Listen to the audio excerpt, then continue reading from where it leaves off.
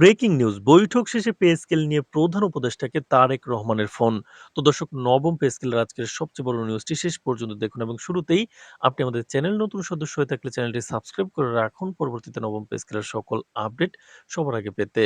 তো দর্শক, দেশের সরকারি কর্মচারীদের বহুল আলোচিত নতুন পে স্কেল ইস্যুতে আবারও বড় ধরনের আলোড়ন সৃষ্টি হয়েছে রাজনৈতিক ও প্রশাসনিক অঙ্গনে।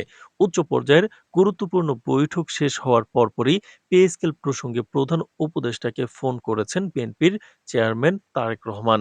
এমন খবরের মুহূর্তের মধ্যে বিষয়টি দেশ জুড়ে আলোচনার কেন্দ্রে চলে আসে। পে স্কেল ইস্যুতে সরকারের দীর্ঘদিনের টালবাহানা ও পে কমিশনের কথাকথিত নাটকীয় কার্যক্রমে চরম হতাশায় পড়েছেন সরকারি চাকরিজীবীরা। একের পর এক বৈঠক, আশ্বাস, খসড়া ও পর্যালোচনার কথা শোনা গেলেও বাস্তবে নতুন পে স্কেল আজও কার্যকর হয়নি। এই বাস্তবতায় সরকারি চাকরিজীবীদের মধ্যে ক্ষোভ ও অসন্তোষ ক্রমেই তীব্র আকার ধারণ করে। এই ধারাবাহিকতায় পে স্কেল নিয়ে সরাসরি আলোচনা ও করণীয় নির্ধারণের লক্ষ্যে তারা বিএনপির চেয়ারম্যান তারেক রহমানের সঙ্গে সময় চান এবং সেই বৈঠকটি আজ অনুষ্ঠিত হয়। বৈঠকে সরকারি চাকরিজীবীরা তাদের সব দাবি, বঞ্চনা ও বাস্তব সমস্যার কথা খোলামেলাভাবে তুলে ধরেন এবং দ্রুত পে স্কেল বাস্তবায়ন জোরালো দাবি জানান। বৈঠক শেষ হওয়ার সঙ্গেই বিষয়টির গুরুত্ব অনুধাবন করে তারেক রহমান প্রধান উপদেষ্টাকে ফোন করেন এবং পে স্কেল নিয়ে দ্রুত ও কার্যকর সিদ্ধান্ত নেওয়ার আহ্বান জানান। তো দর্শক, ভিডিওটির এই মুহূর্ত পর্যন্ত যারা দেখছেন চ্যানেলটি সাবস্ক্রাইব করে রাখুন পরবর্তীতে নবম পে স্কেলের সকল আপডেট সবার আগে পেতে। তো দর্শক, সূত্র অনুযায়ী তারেক রহমান ফোন আলাপে স্পষ্ট ভাষায় বলেন, বর্তমান অর্থনৈতিক বাস্তবতায় সরকারি কর্মচারীদের জন্য একটি যুগোপযোগী ও বাস্তবসম্মত পে স্কেল অত্যন্ত জরুরি। তিনি উল্লেখ করেন যে দ্রব্যমূল্যের ঊর্ধ্বগতি, বাসা ভাড়া বৃদ্ধি, এছাড়া শিক্ষা ও চিকিৎসা ব্যয়ের চাপ সাধারণ চাকরিজীবীদের নাভিশ্বাস তুলে দিয়েছে। এই অবস্থায় দ্রুত নতুন পে স্কেল কার্যকর না হলে কর্মচারীদের জীবনমান আরো কঠিন হয়ে পড়বে। তারেক রহমান আরো বলেন, সরকারি কর্মচারীরা রাষ্ট্র পরিচালনার মূল চালিকা শক্তি, তাই তাদের ন্যায্য অধিকার নিশ্চিত করা রাষ্ট্রের দায়িত্ব।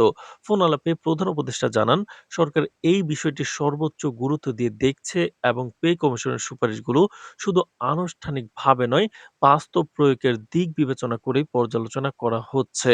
তো দর্শক, তিনি বলেন, বৈঠকে বেতন গ্রেডের সংখ্যা কমিয়ে যুক্তিসঙ্গত কাঠামো গড়ে তোলার প্রস্তাব, কয়েকটি গ্রেড একীভূত করার বিষয় এবং নিম্ন ও মধ্যম গ্রেডে তুলনামূলক বেশি সুবিধা দেওয়ার বিষয়টি বিশেষভাবে আলোচিত হয়েছে চাকরিজীবীদের পক্ষ থেকে। পাশাপাশি সর্বোচ্চ পর্যায়ে উল্লেখযোগ্য হারে বেতন বৃদ্ধির সম্ভাবনাও আলোচনায় এসেছে, যদিও চূড়ান্ত সিদ্ধান্তের আগে জাতীয় বাজেট ও অর্থনৈতিক সক্ষমতা বিবেচনায় নিবে সরকার।